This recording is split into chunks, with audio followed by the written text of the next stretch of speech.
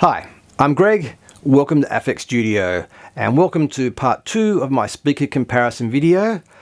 Before we go too far into this, let's listen to another example of what the cabs are actually doing to the sound.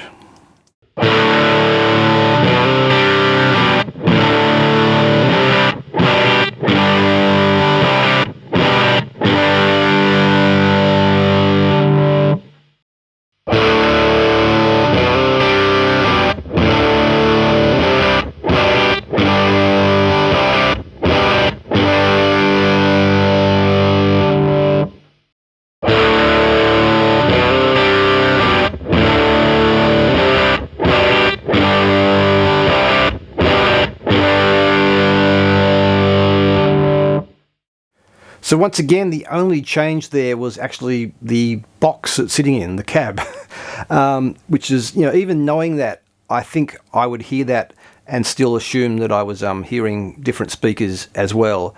But it really does show you how significant the cab holding the speakers are to the overall sound. And of course, as we heard in the first video, the speaker that sounds good in one cab doesn't necessarily sound great in a different cab. Now that was my Electro-Harmonix speaker. I don't think it even tells me where it's made anywhere on it. It's the cheapest speaker I own by, a long shot. I bought that years ago just to try out, and it's actually lived in a pretty cheaply made box under my workbench, so that when I'm testing amps or building them, I can have a speaker there that doesn't matter. I wasn't worried about it being, tied up, a valuable speaker being tied up there, but I could use it for testing amps. And so if you look at it closely, you can see there's dust and stuff in the cone from being shoved under there for years. So once again, no change there other than the cab. Now, interestingly, that speaker is also about 5 dB quieter than the others. So if you had them in matching cabs in the room, side by side, you'd go, well, that one's definitely nowhere near as good. But when you, level them out with the recording, and I've, matched up the average levels, it's surprising how good that sounds. It's probably still the least good sounding of all these speakers, but not by much. It's still quite a usable sound. And of course, we're at a period where tone matters more than volume, because we've got PAs to do the heavy lifting in most cases. So quite interesting, but I don't even know if you can buy that speaker anymore. But there you go. Electro Voice, completely different. Electro-Harmonix. Electro Voice will be tracking me down and trying to put out a restraining order on me. Electro-Harmonix 12VR8. All right, let's start with the clean examples on the Tweed 5E3 cab. This is a champ, so obviously smaller. This has got an 8-inch speaker in it. If you're not aware of the design of the Tweed amps, they're quite different to pretty much anything else I'm aware of. These 4 bolts here are actually the only place where the baffle is held to the rest of the cab. On the other cabs, and pretty much every cab I'm aware of, they're tightly attached on all 4 sides. Just top and bottom, so a piece of paper will easily slip along there, and I could almost force it in there if I wanted to, which I don't. But so the baffle is much looser and much more responsive as far as actually shifting with the speaker. So here's the clean examples.